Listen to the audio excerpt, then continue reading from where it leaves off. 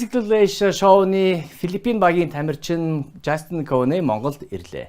Сайн байцгаана өрхөм үзэгчдээ Ice Global телевизийн мэдээний хөтөлбөр эхлэхэд бэлэн болоод байна. Студид хөтлөгч Мөнх Баяр ажиллаж байна. Ерөнхий сайд Зандан шатар сүүн дархлаа хөтөлбөрийн нээлтэнд оролцлоо. Архангаа цагаан эдээний үзэсгэлэн худалдаа тусгаар тогтнолын талбайд үргэлжилж байна. Дархуу Улааймаг Улаауд хоттой хамтран ажиллана.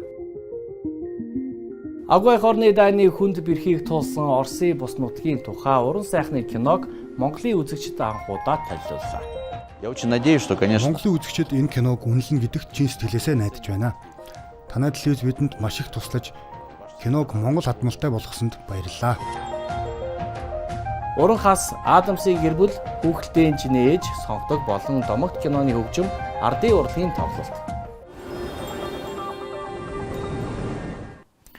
Ерөнхий сайд Зандан шатар нийслэлийн засаг дарга бөгөөд Улаанбаатар хотын захирагч Нямбатар нар нийслэлийн 54-р сургуульд ажиллаж сүүн дархлаа хөтөлбөрийн нээлтэнд оролцлоо. Сургууль дээр суухан хүүхдийн амин дэм дархлааг дэмжихийн зэрэгцээ сурах үйл явцад мөн эерэг нөлөөлж байгаа холбогдох албаных нь болон мэргэжлэнүүд хамтар үзэж танилцжээ.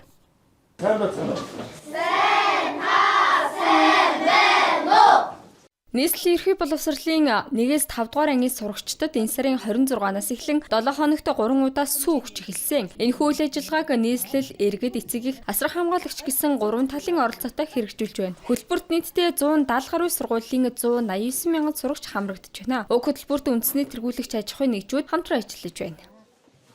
3-4 дугаар ангийн сурагчид яа. За ингээ манай ангид ингээд өдөр болгон 2 жижиг сурагчтай байдаг. 2 жижиг сурагчид маань өдөр болгон хормогчон малгайтайгаа өмсөд хүүхдүүдээ сүүгээд хараадаг. өнөөдөр анх удаа ууж байгаа юу? Өмнө уужсэн. 7 хоногт бол 3 удаа ууж байгаа. Аав ээж анги дээрээ сүүс нү гэж асуухтаа дандаа би тэгсэн гэхэд ээж аав дандаа сайн ууж байгаарэ гэдэг. Сүү аюугүй амттай өглөөнийг хэрэн болгоод уудаг. Танад өрөнгөө тачаглаатай сүү гэдэг манай гэр бүл. Ангидаа завсарлагын цагаар бол бүлээн усаа уудаг байсан бол сүү хөтөлбөр хэрэгжснээр бол хүүхдүүдэд маань сүүгээ илүү усаан арай багасгаад сүүгээ уух айгүй сонирхолтой. Энийгээ дуусч сүүгээ уучин тийм ээ гэж сүүнийхээ цагийг хүлээгээд. Нийгмийн эрүүл мэндийн хүрээлэн гэхэд бид нар юу гэж ярьсан гэхээр одоо яг энэ сүү уулгаж эхлэх үеийн хүүхдүүдийн эрс зэжээлийн байдал дундаж өндөр жин зэрэг ийм дундаж үзүүлэлтүүдийг авч байгаа. Жилийн дараа ийм үзүүлэлт 2 жилийн дараа 5 жилийн дараа гэдэг ийм тайланд бас орох суур судалгаанууд хэрэгжсэн. Хоол тэжээлийн үндэсний судалгаагаар Монгол хүүхдүүдийн сүүн бүтээгдэхүүний хэрэглээ Дэлхийн эрүүл мэндийн байгууллагын зөвлөсөн хэмжээнээс 2.5 дахин бага гэж гарчээ. Сүүг тогтмол ууж хэвшүүлснээр эрдэс баялагын дутагдлыг нөхөж хүүхдийн өсөлт хөгжлийг дэмжинэ. Ясны сэргэгчлээс сэргийлж хүүхдийн амны хөндийн өвчлөлийг бууруулна гэж үзэж байна. Сар шөнийн баярыг тохиолдуулан уламжлал болгон зохион байгуулдаг Архангаа цагаан эдээний нэгдсэн худалдаа Чингэлтэд үүрэгдэх тусгаар тогтнолын талбайд гарч байна. Үзэсгэлэн худалдаанд тус аймгийн хойд талын сумдын малчид өөрсдийн боловсруулсан төрөл бүрийн цагаан эдээгээ дэлгэн тавьжээ.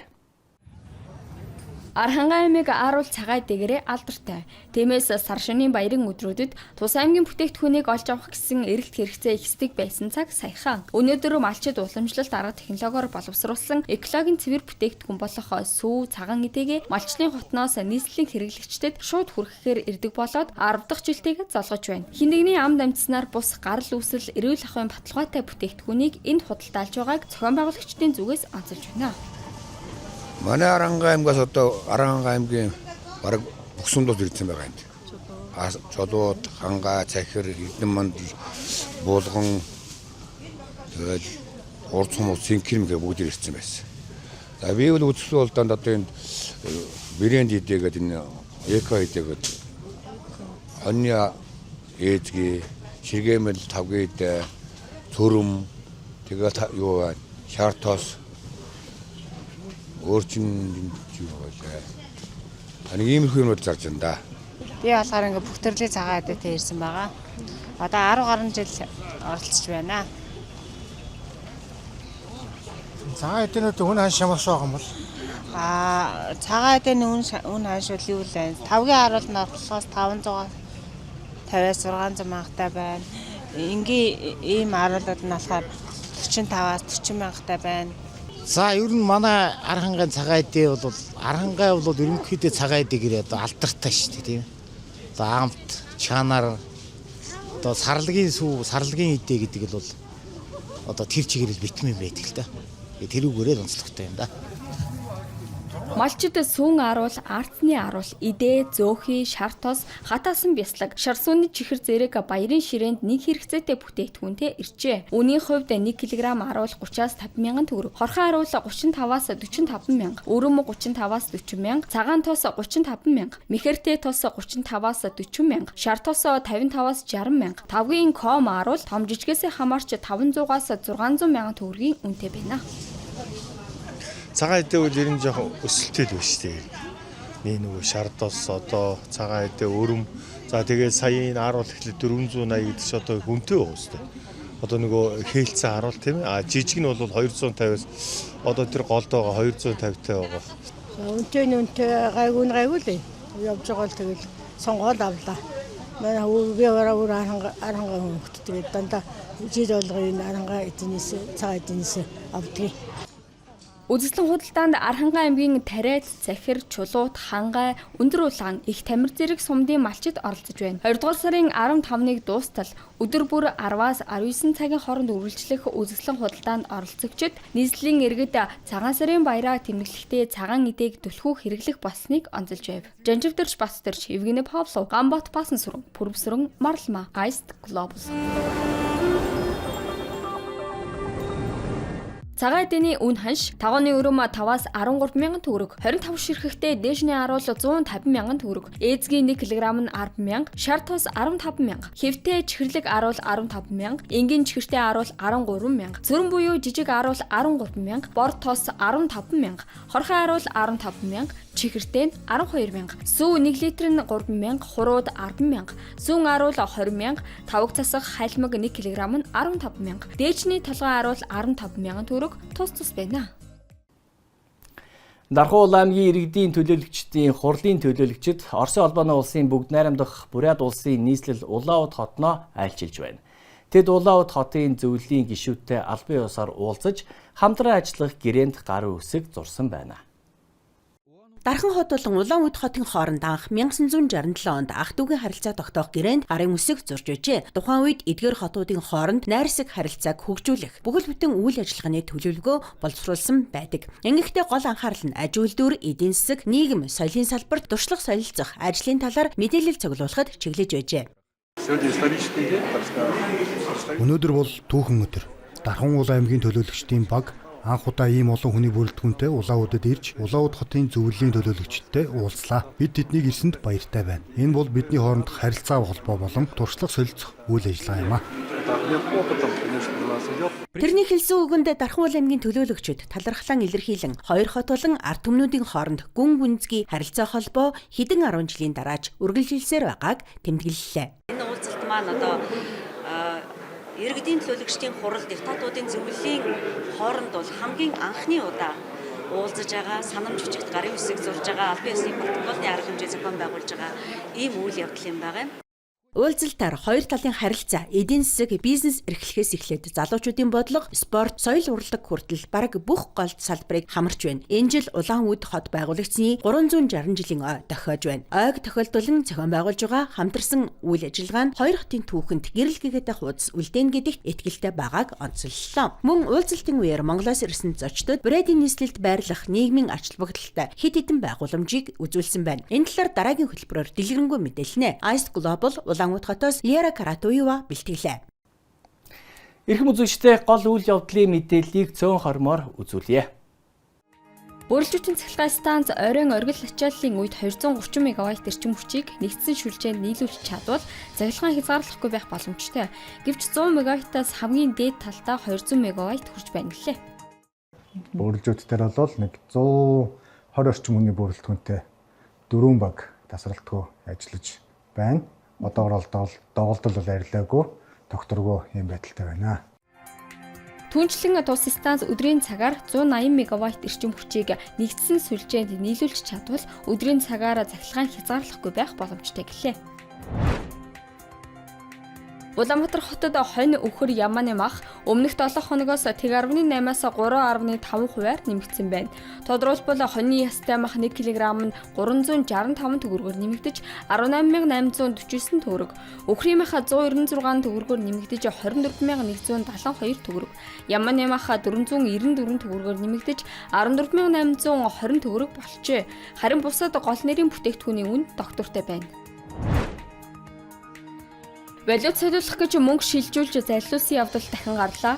Тодорхойлбол энэ сарын 28-нд захим сүлжээнд байрлуулсан Yon зарна гэх зарын дагуу холбогдож 58 сая төгрөг шилжүүлж зайлуулсан байна. Өнгөрсөн онд захим орчинд валют солино гэх зарын дагуу 68 хүн зайлуулж цагдаагийн байгууллагаас гомдлыг шалгах ажиллагааг явуулжээ. Иберэмт аппликейшны POS 2.1 хувилбарыг эх 3 дугаар сарын 30-наас хаана. Уг нь энэ сарын 1-ээс хаахаар бэлтгэж байсан ч хүмүүс хуучнаа ашиглаж шинийг хэрэглэх хэтүүх хангалтгүй байжээ. Хугацааг дахин сунгах боломжгүй тул шинийг татаж хэрэглэхийг татварын ерхий газраас анхаарууллаа. Улаанбаатар өвчний батлагдсан тохиолдол 13-аар нэмэгдэж нийт тохиолдлын тоо 14,015 боллоо. Халдвар анх бүртгэгдснээс хойш 12 хүн нас баржээ. Насны бүлгээр нь авч үзвэл 10-аас 14 насных нь өвчлөл хамгийн өндөр байна. Тиймээс таны хүүхэд 10-аас 15 настай 2011-ээс 2016 оны хооронд төрсөн бол 2 дугаар сарын 6 хүртэл үргэлжлэх Улаанбурхан улаанууд өвчний эсрэг нэмэлт дархлаажуулалтад хамрагдахыг зөвлөж байна.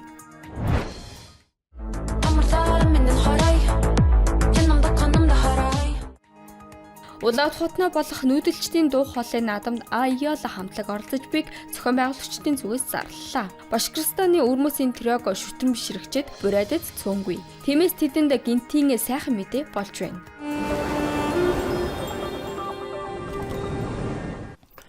Улаанбаатар хотод Оросын үхлийн вальс уран сайхны киног үзүүллээ.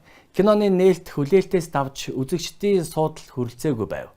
Үзэгчид илүү ойлгомжтой болохын тулд киног Монгол хадмалтаа төлөвлөжээ. Улаанбаатар хотод Оросын үхлийн вальс киног үзүүллээ. Киноны нээлт хүлээлтээс давж олон нийтийн анхаарлыг татав. Улаанбаатар хот дахь Русский дом үзэгчдээр дүрч байна. Хэдхэн минутын дараа энд агуу их дайны тухай бүс нутгийн анхны уран сайхны кино болох Үхлийн вальсыг төлөвлөлнө. Орос хэлтэй олон хүн цугларсан бөгөөд үзүүрийн дараа хилцүүлэг болж үзэгчид кино жүжигчид уран бүтээлчдтэй уулзах боломжтой. Монгол дахь Оросын соёл урлагийн төвийн их танхимд үзэхийг хүссэн хүн бүхэн багтсангүй. Нэмэлтээр санал байрлуулсан ч суудал хүрэлцээгүй тул олон хүн киног зогсоогоор үзжээ. Үзэгчдийн дунд Монгол улсад суугаа Орос улбаны улсын элчин сайдын яамны ажилтнууд, Монголын цэргийн сургуулиудын сонсогчид, кино найруулагч, театр киноны жүжигчний мэргэжлэр суралцж буй оюутнууд, ирээдүйн балетын уран бүтээлчид байлаа. Энэ кино манай залуу үеийн хүмүүжилд маш чухал ажил бүтэлтэй. Энэ бүтээлээр дамжуулан Монгол залуус дэлхийн 2 дугаар дайны үед хөршүүдийн аав, өвгөд хэрхэн байлдаж байсан талаар мэдэж авна. Энэ бол жинхэнэ түүхий хичээл юм. Киноны зохиол нь фашист хорих лагерт хоригдож байсан хүмүүсийн бодит түүхээс сэтгүүлжээ. Зохиолын гол цөм нь үхлийн лагерт амьд үлдсэн залуу балетчны хувь заяа юм. Кино багийнхан олон жилийн турш нууцын зэрэглэлтэй байсан дайны гэмт хэрэгтнүүдийн байцаалтын протоколын хэдэн мянган хуудсыг судалжээ. Киног Улаанбаатарт кино продюсер Артем Серов өөрөө танилцуулсан юм а. Я очень надеюсь, что, конечно, Монголын үзэгчид энэ киног үнэлнэ гэдэгт би ихээр найдаж байна. Танай телевиз бидэнд үнэхээр их туслаж киног Монгол хадмалтай болгосон. Үзэгчдийн бодит хариу үйлдэлийг харвал цаашдаа зөвхөн хадмал бус бүрэн дубляж хийж Монгол кино театруудад гаргах хүсэлтэй байна. я думаю, мы его увидим тут. Дайны жилүүдэд Смоленск хотоос хүчээр авч яван Штутгоффын хорих лагерт хоригдсан залуу балетчны түүх Монгол үзэгчдийг гүн зочроожээ. Түүхийн нэг чухал баримтыг сануулхад агуу ихтэй эхэлмэгц Монгол ард улс зөвлөл социалист бүгд найрамдах холбоот улсын анхны холбоотнонд болсон юм. Дайны эхний 3 жилд Монгол улс зөвлөлтөд хүнс, хувцас, ноос ачсан 8 цуваа илгээсэн бөгөөд улаан армийн дайчдад зориулан тэмээний цуваа хүртэл зохион байгуулж байжээ. Энэ бол дайны сэдвтэй шинэ кино. Ийм төрлийн бүх шинэ кинонуудыг бид дуртаяа үздэг. Манай телевизээрч ийм сэдвтэй олон кино гардаг. Ялангуяа өнөө цагт бид эргэн тойронд болж буй үйл явдлуудыг анхааралтай ажиллаж байгаа үед шүү дээ. Ахуй их Оросын ард түмний бүтээлтэй танилцсантай их баяртай байна. Энэ одоо түүхэн гавийг байгуулсан энэ сайхан ард түмнэр бид нар бол бахархдаг юм аа. Үеийн үеийн залуучууд хойч үед одоо энэ сайхан киног мөн одоо хүргэж одоо гаргахаар болсонд их баярлж байна. Их таашаалтай сайхан үзлээ. Орсын ард түмэндээ бас сайн сайхныг хүсье. Кино үзүүрийн дараа Омск хот дахь уран бүтээлчдтэй телегүүр зохион байгуулж үзэгчид кино багийнханд талархлаа илэрхийлжээ. Киног монгол хэлээр дуу оруулах санаачлагыг Орос Монголын Iced Global телевиз мөн дэмжиж байна. Ингэснээр Орос Монголын соёлын нийслэлүүдийн холбоог баттгах юм а. Мария Латышева, Евгений Павлов, НД. Монголчууд эртний үеэс өөрсдийн амьдралд хэрэгтэй зүйлсээ өөрсдийн гараар бүтээж ирсэн түүхтэй. Дархчууд дархны багаж хэрэгслээ өөрсдөө урлагж түүнийг өр хождоо уламжлан үлдээдэг байсан. Дархан хүн бурхан ухаантай гэдэг хэлц үгч бий. Уранхаас бүжгийн жүжигт энэ үгний учир утга оршно. Амралтын өдрөөр үндэсний бүжгийн жүжигээ үзэж уран бүтээлчтэй дэмжээрэй.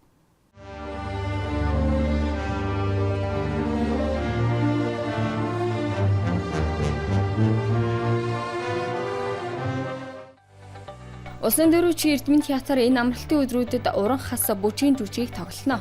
Нэрт удирдаач хөгжмийн зохиолч хөгжимчин Жамянгийн чулууны бүтээл болох энэхүү үндэсний бүжгийн жүжигийн цамналыг ардын жүжигчин Хөдөлмөрийн Баатар, Төрийн Сойрхолт балетмейстер Жамян Даваг бичжээ. 2 бүлэг 3 үзэгдэлт тус балетыг анх 1973 онд тогложээ. Өдгөө 49 дахь жилтэйгээ залгаж байна. Мөн чулууны мэндэлсний 90 жилийн энэ онд тохиож байна. Тоглолт 31 20 дугаар сарын 1-ний 17 цагаас болно.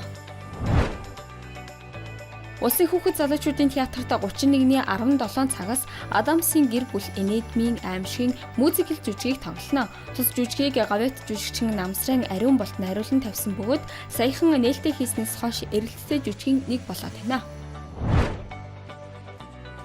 Улсын хүүхэлдэйн театрт 31-ний 11 цагаас хүүхэлдэйн чинээ ээж, хүүхэлдэйн жүжигтэй эцэг эхийнхээ үгэнд орохгүй байх нь ямар муу үр дагавар учруулж болохыг энэ жүжигээр харуулахыг зорьсон байна.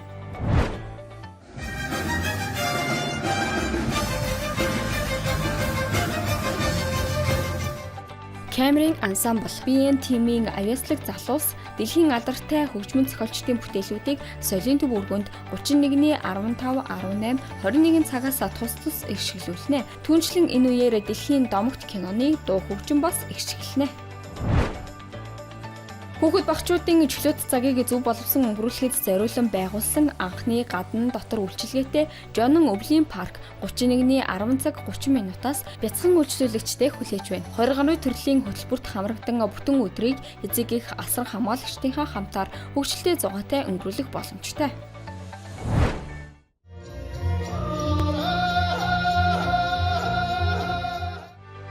Гадаад дотоодын жуулчдад зориулсан ардын урлагийн тоглолтод үргэлжилж байна. Тухайлбал 2 дугаар сарын 1-ний 16 цагаас Плаза Таварт Улсын филармоны морин хуурын чуулгын тоглолттой. Тоглолтоос гадна Монголын анхны морин хуурын музей үзэх урланд зочлох сонирхолтой хөтөлбөртэй. Төмөр замын чуулгын ганцхан Паласт 31-ний 17 цагаас Цагаан лаваа чуулгын Nomadic Legend ардын урлаг өв соёлын тоглолт үргэлжилнэ. Түүнчлэн зүүн хүрээ Дашчойлын хийдэд балин буюу шалсэ буюу нэгурын эдэг хийж сурах сургалттай. Монгол Улсын филармонд Япон дууны тэмцээнтэй. Iced Global энэ 7 хоногт болох соёл урлагийн зарим үйл явдлын талаарх мэдээллийг хүргэлээ. Энэ сарын 24-өөс 26-ны хооронд Дундгав аймагт болсон Тэмээн дээрээс наран ойрхон Тэмээний наадамд манай сурчлах баг ажиллаад ирсэн. Ажлынхаа үр дүнгээс дахин толиулж байна.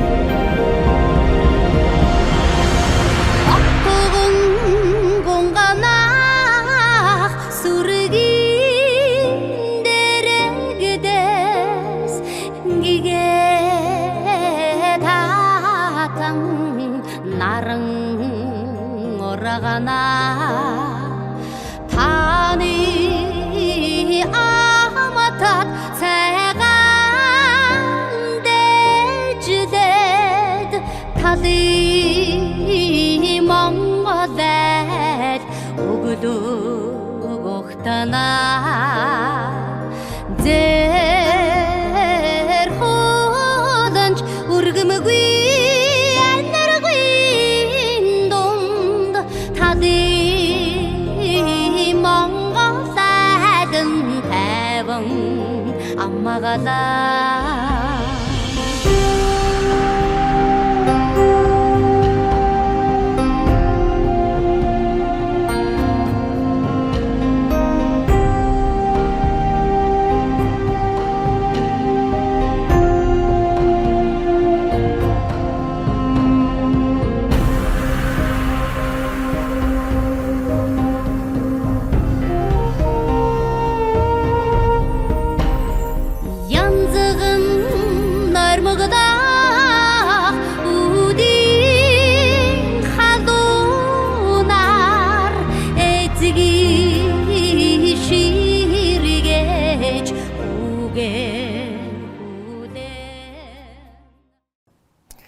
Эрхэм үзэгчдээ энэхүү хүрээнд мэдээний хөтөлбөр өндөрлөж байна. Та бүхэндээ хөтлөгч Мөнх баяр байлаа. Баярлалаа. Баяртаа дараа дахин уулзъя.